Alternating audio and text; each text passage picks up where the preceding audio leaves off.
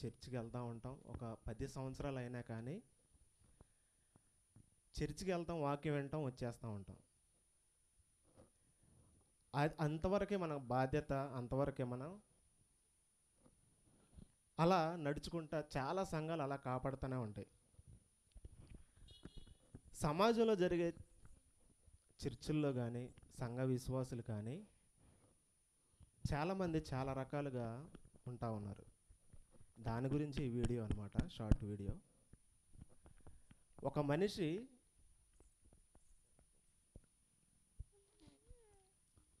ఒక మనిషి సంఘానికి వచ్చి బాప్తీసం తీసుకుంటేనే క్రైస్తవుడిగా పిలువబడుతూ ఉన్నాడు.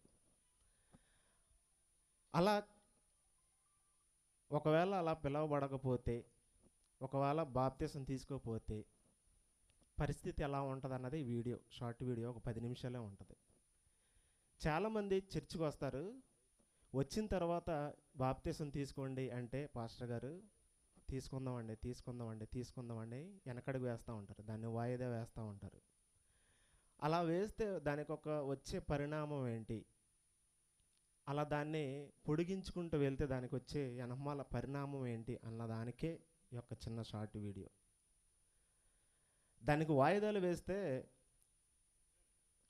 దేవుని వాక్యం ఏం సెలవిస్తుంది, ఒకవేళ ఇంకా తప్పులు చేస్తూ ఇంకా బాప్తీసం తీసుకుంటే ఇంకా దేవునికి కట్టుబడి ఉండాలి, ఇక నా జీవితం అంతా దేవునితోనే ఉండాలి, ఒకవేళ తీసుకుంటే ఇంకొక 10 సంవత్సరాల తర్వాత తీసుకుంటాను అన్నట్టుగా ఒకవేళ అనుకుంటే వాళ్ళ గురించి ఒక షార్ట్ వీడియో ఒకసారి చూద్దాం.